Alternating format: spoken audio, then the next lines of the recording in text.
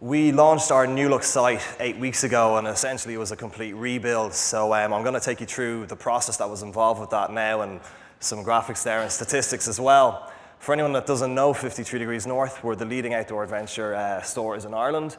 We opened our first store in 2005 in Carrickmines. We've since opened a store in Blanchardstown in Cork, an online store and some seasonal pop-up stores. I suppose we cater for all types of activities, from skiing, hiking, camping, climbing, pretty much anything, any adventures outdoors, we cater for it. We're also fully Irish owned. So our relationship with e-commerce has been, it's been a long kind of process, a drawn out process. In 2005, when we opened our first store, we had a brochure site. It was 10 pages and it gave details on store directions, opening times, etc. So it was very, very basic, but it did the job. In 2008, we made the decision, or we saw what our competitors were doing in the UK. They were having great success online. So we made the decision to open an e-commerce store. We knew nothing about it. We learned it through doing rather than, we didn't have the history in it. We put it out to tender, and the company we went with was a company called Nitrocell. They're an Irish-based company. And the main reason we went with Nitrocell was because we had our back office system is Microsoft Retail Management System.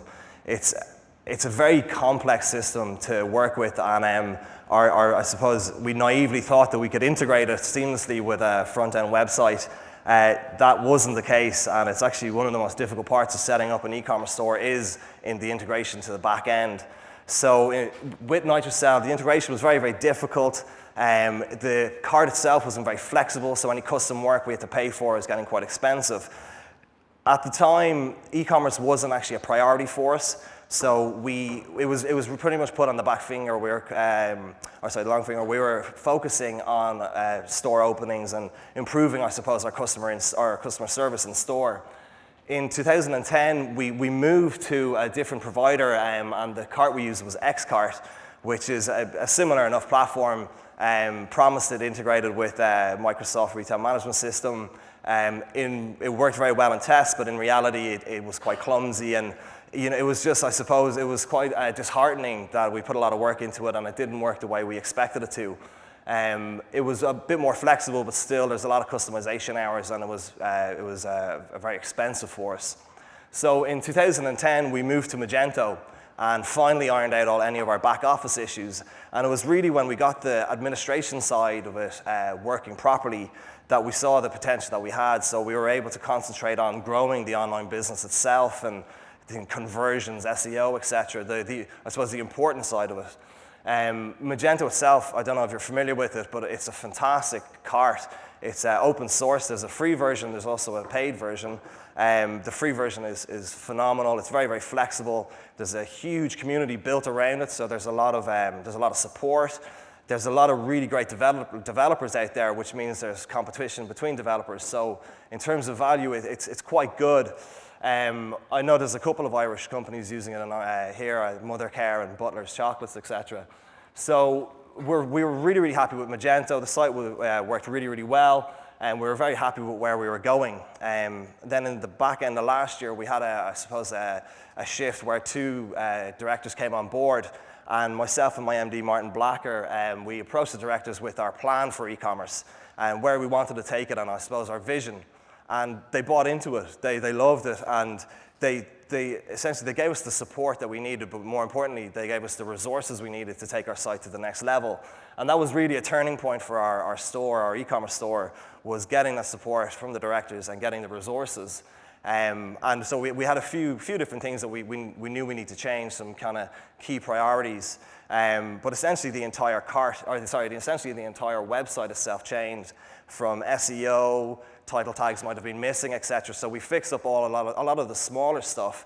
I've detailed here five of the key priorities, and I'm going to take you through them. If you have any questions on maybe some of the smaller stuff, you can let me know, or you can ask me at the end.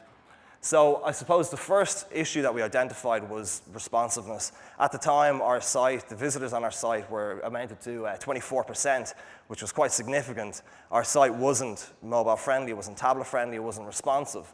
So our customer on a tablet or a mobile phone they weren't getting a good user experience as maybe our desktop user or our customer in store. So we knew that our entire change had to revolve around a responsive website. So that was a key priority for us. And then speed, which has been mentioned again and again. Our site was very slow, it was quite clumsy, it took a long time to open certain pages, and we knew we had to improve that, particularly with mobile customers because their attention span is quite limited. On-site search, so I suppose the main flaw with Magento and most shopping carts is the native on-site search. It's generally quite poor. It's a very simple setup, and it searches for certain, I suppose, tags. It's not very comprehensive. So we knew we had to improve that so that we could put the right product in front of our customer at the right time. Then conversions, I don't know any e-commerce manager that's not always striving to improve conversions and increase conversions, so I'd be a little embarrassed if I left it out. And that's conversions possibly on the checkout page, the product page, throughout the entire site. And then checkout abandonment. Our checkout abandonment was quite high, which was down to a very, I suppose, poorly designed checkout process. And we knew that that's an easy win. You know, if we could only get that right and decrease our checkout abandonment, there's sales straight away. So again, that was a priority for us. The approach that we took to resolve these problems was, I suppose there's 5 parts involved. So we tracked absolutely everything. So from when we got the get-go in January, we've tracked absolutely all the statistics that we could using Google Analytics, which is a phenomenal tool. For any of the, I suppose, the more granular information that we couldn't pull out of GA, we use web trends. We'd set up a scenario that would capture the information and the data, and using the 2 of them, we got all the information that we needed. We then went out and identified experts in each field, and we consulted with them. So for site speed, we consulted with a developer who specializes in site speed, and we worked together to reduce or to improve the speed. For checkout abandonment, we worked with the Baymard Institute, who they work specifically with checkout pages. So they have a white paper, which is a fantastic resource, and they helped us build our new checkout page. And then Yoast, I'm not sure if anyone's familiar with Yoast, but they perform website auditing. They'll audit your website, tell you where you're doing well and where you're doing poorly from a huge kind of, a lot of different categories there. And they worked with us on product pages and conversions, etc. So the next part was to analyze all the data we received and all the information we got back from the experts, and to kind of form a plan from that and put steps in place to execute the plan. We also asked all of our customers, or our membership database, what they wanted from our site, what they liked about the site, what they didn't like, is there anything we were missing, anything at all. So we left it very open-ended, an online survey. We sent it out to 80,000 of our active email addresses, which would be our membership database, and we had a phenomenal response. A lot of it confirmed what we knew already and what we'd identified, but there was a lot of really interesting, I suppose, smaller insights from the layout of our transactional emails, things like that, that really we've implemented the changes, and we've seen, I suppose they'd improve the user experience, and that was really, really valuable for us. And then finally, the last part was to test it all. So we split test absolutely everything. So the checkout page, we had 3 different checkout pages running on the site at one stage, whereby 3 different users could see a different checkout page, and we tagged every element of that page, so we could see if users were dropping off at a certain point. We could see if certain input fields were popping up errors, like a postcode, for instance, or maybe the email address field was too short or too long. So we tested everything, and from running those tests, we figured out the best possible solution to it. So I'm just going to take you through them in a little bit more detail. So responsive. Our new site is fully responsive, and that means that it adapts, the elements of the page dynamically adapt to the screen size and orientation. And this is really important with tablets and mobile phones, because a user, whether they look at it in portrait or landscape, they're getting the same experience, and you're putting the right content in front of them. This has worked really well for us. Our visits for tablets are up 23%. Now this is in a period of the last 8 weeks compared to the previous 8 weeks. And our sales from tablets are up 52%. So just from an optimized, responsive site, our sales have increased by 50%, which is fantastic. Mobiles, our visits are up 12% and our sales are up 32%. Now mobile sales for us, it's a lot smaller, but it's still very important, and going forward it's very important. On our mobile site, this is a responsive site. We will be looking at we will be looking at, I suppose, possibly an app, etc. in the future, but for the time being, it's driven from responsiveness. Our tablet percent of total visits is 17%, and our tablet percent of total sales is 13%. So that's quite significant for us, and we expect that to increase as time goes on and as more people pick up tablets and mobiles. And then our mobile is 15% of our total visits and 5% of our total sales. So it's quite significant, and that's really important for us. And it was a key problem that we'd addressed, and we're really happy with the results. So the next part was speed. Our old site was very slow. It was very clumsy. We knew we had a big issue with speed. The homepage took too long to load. It was awful, to say the least. We worked with a developer on improving our speed, and there's so much that goes into site speed that I couldn't detail it all, but there's things like CDNs, which put the content closer to the user. There is, I suppose, combining CSS sheets, etc. Things like that. Even just giving the search engines image dimensions, letting them know how big the image is, which a lot of websites don't do. It helps it to load quicker. We got our load time down from 5.6 seconds to 1.25 seconds, which is a phenomenal decrease. We're really happy with that.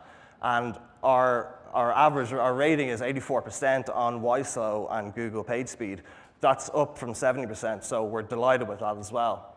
And then finally, our bounce rate is down 22%. So our visitors are staying on the website longer, or they're not leaving the homepage due to, I suppose, speed issues. So we're really happy with that. So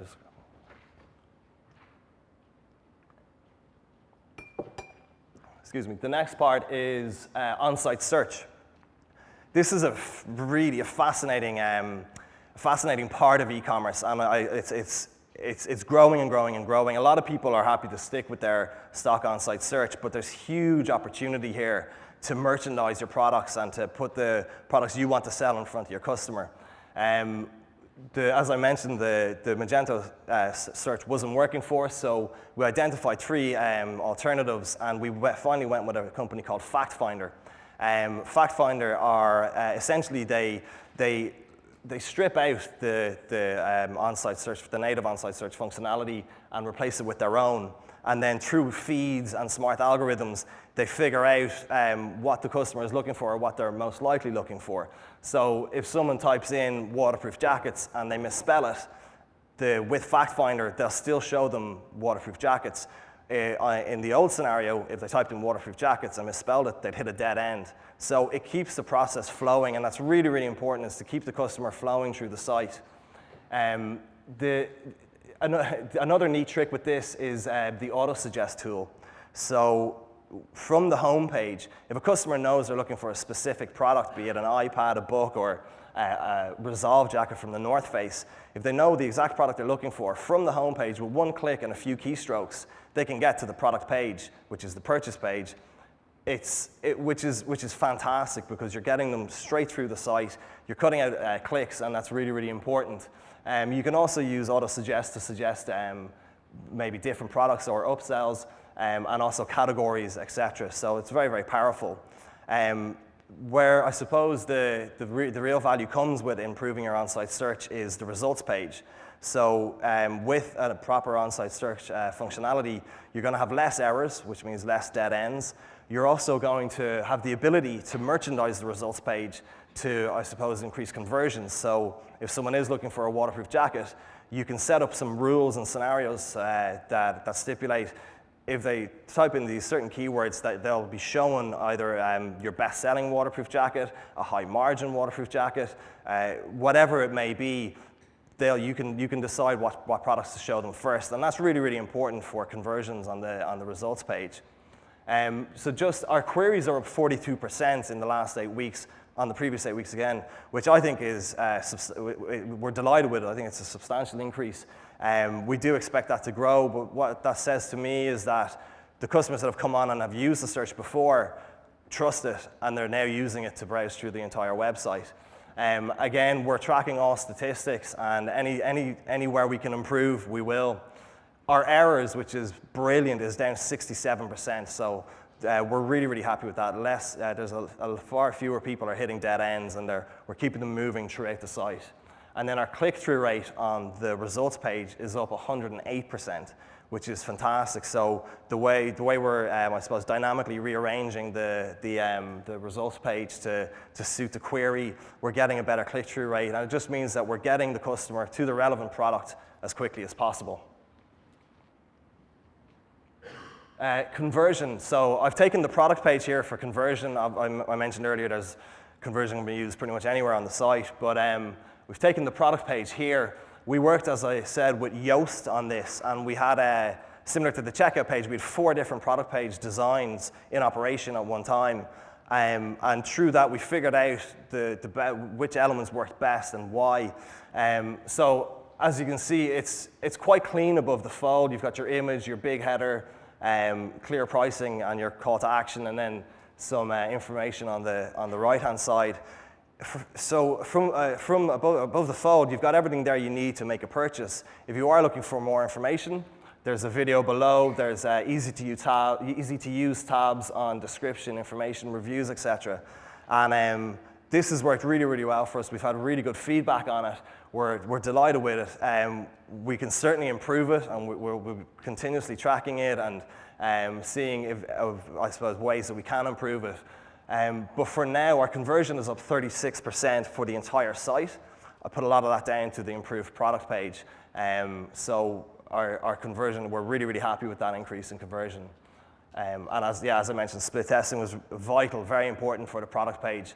You can't just rush in and put a design up because it looks good in Photoshop or on your screen. You have to make sure that you test it to make sure that your customers will always find the faults. They'll always see the flaws, and by tracking that, you'll figure it out. So our next section is the checkout page. Our checkout page previously was 8 steps. It was really clunky. We lost so many users along the way. We didn't have analytics running correctly, so we didn't know where we lost them. And we knew we just had to completely revamp this. I'm actually surprised that this is what came out at the end. It's a 1-page checkout.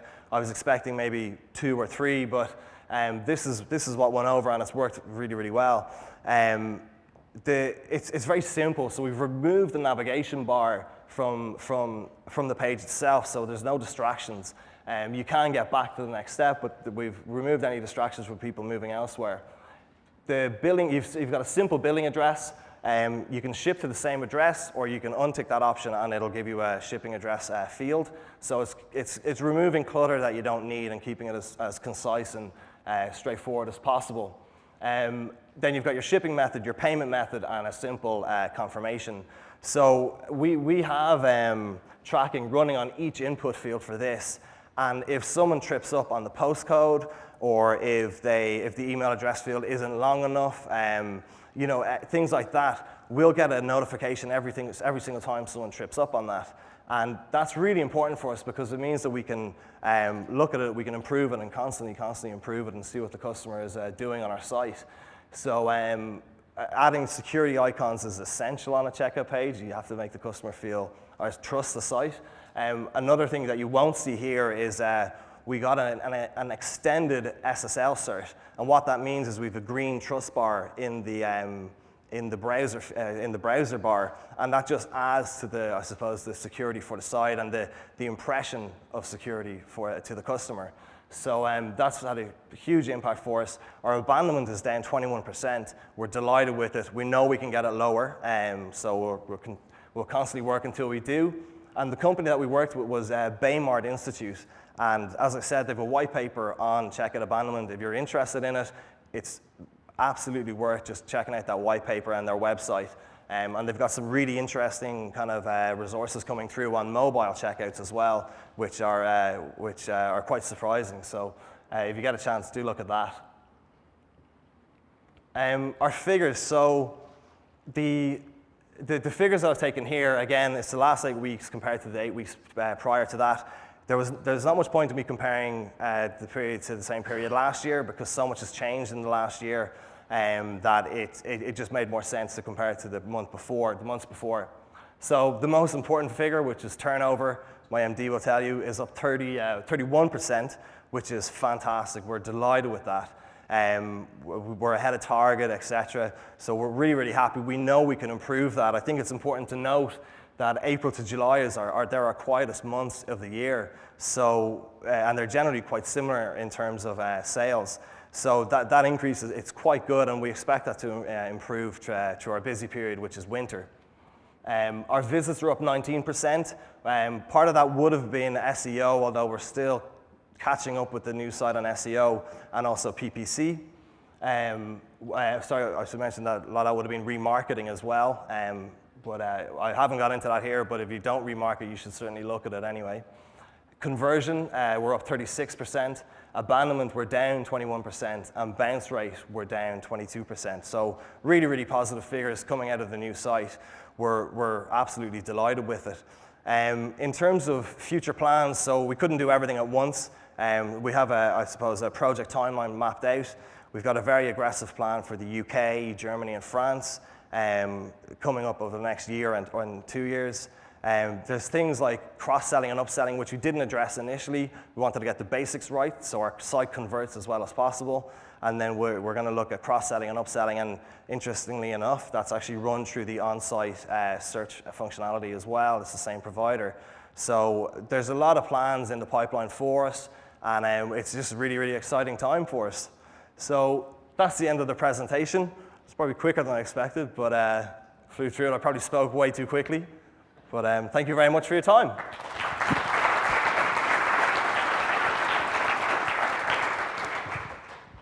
I'm asking the first question. Is that okay? International, tell us what your plans are. That's brilliant.